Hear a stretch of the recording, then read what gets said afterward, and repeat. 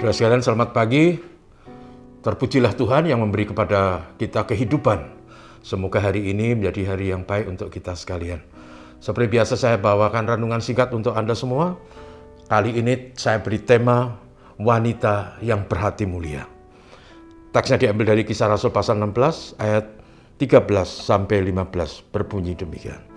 Pada hari Sabat, kami keluar pintu gerbang kota. Kami menyusur sungai dan menemukan tempat sembahyang orang Yahudi yang sudah kami duga ada di situ. Setelah duduk, kami berbicara kepada perempuan-perempuan yang ada berkumpul di situ.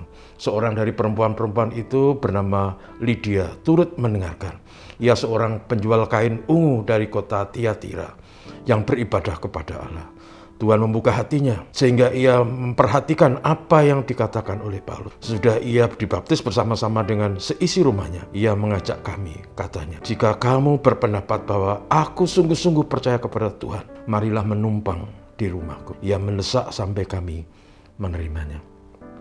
Saudara sekalian, pasal 16 Kisah Para Rasul adalah kisah di mana Paulus dan Silas masuk di kota pelabuhan yang aduhai, namanya Filipi. Dan kemudian dia menyusuri tepi sungai dan menemukan rumah sembahyang orang Yahudi. Ini hanya rumah sembahyang, belum sinagoge. Dan kemudian dia masuk di situ dan menemukan wanita-wanita di situ. Kemudian setelah dia duduk, dia kemudian berbicara kepada wanita-wanita itu tentang kerajaan Allah, tentang Injil. Dan salah satu dari wanita itu bernama Lydia, penjual kain ungu dari kota Tiatira. Kain ungu adalah kain yang sangat mahal pada zaman itu. Karena warna ungu itu diambil dari tetes demi tetes cangkang binatang laut. Dan bahkan dalam perkiraan ahli, untuk mewarnai satu potong kain menjadi ungu dengan pewarna itu diperlukan kira-kira dalam hitungan kita sekitar 3 juta rupiah. Sehingga kain itu menjadi kain yang sangat mahal.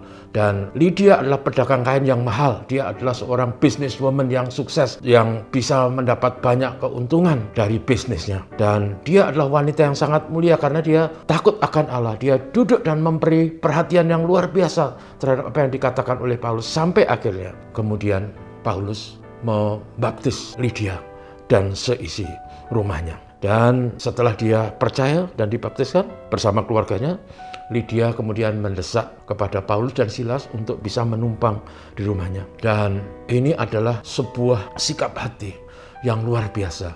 Dia tahu apa artinya Injil, dia tahu apa artinya keselamatan dalam Tuhan Yesus, dia tahu apa artinya berterima kasih. Sampai dia mendesak dan memberikan tumpang kepada Paulus dan Silas.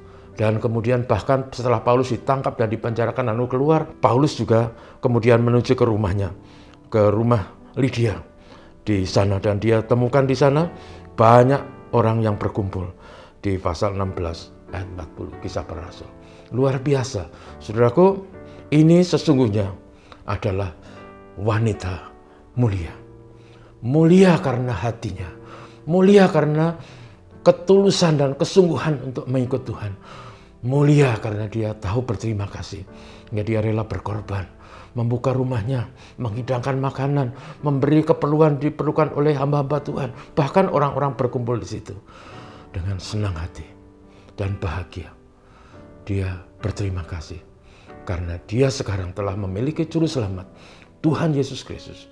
Dia dan seisi rumahnya mempunyai keyakinan dan jaminan dari itu, keselamatan bagi jiwa. Saudaraku, itulah kekristenan. Kalau kita sungguh-sungguh menjadi milik Tuhan dengan segala kesungguhan, hati kita layak dipenuhi dengan hormat syukur kepada Tuhan.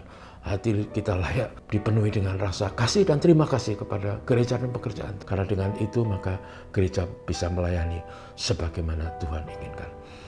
Terpujilah Tuhan. Selamat pagi saudaraku, mari kita berdoa. Terima kasih Bapa. Kami bersyukur untuk hari ini. Kami belajar dari seorang wanita berhati mulia, Lydia namanya. Dan dia sungguh menikmati kebahagiaan karena dia telah menemukan Sang Juru Selamat. Karena itu hatinya meluap dengan syukur dan terima kasih. Dan kami rindu juga bahwa hidup kami di tengah berbagai tantangan dan himpitan yang tidak mudah. Karena kami punya Tuhan Yesus. Kiranya hati kami tetap selalu bisa bersyukur, memberikan hati, memberikan bakti, dan puji kasih kepada Yang Maha Tinggi. Tolong kami semua untuk melihat sesama dan berbagi, untuk melihat pekerjaan Tuhan dan memberi dukungan. Tuhan berkati kami semua. Terima kasih Tuhan Yesus. Selalu kami doakan gereja Tuhan dalam segala pelayanan dan pergumulan. GKNF gereja kami diberkati. Berkati kami semua tanpa kecuali. Ini doa kami. Haleluya. Amin. Selamat pagi saudaraku.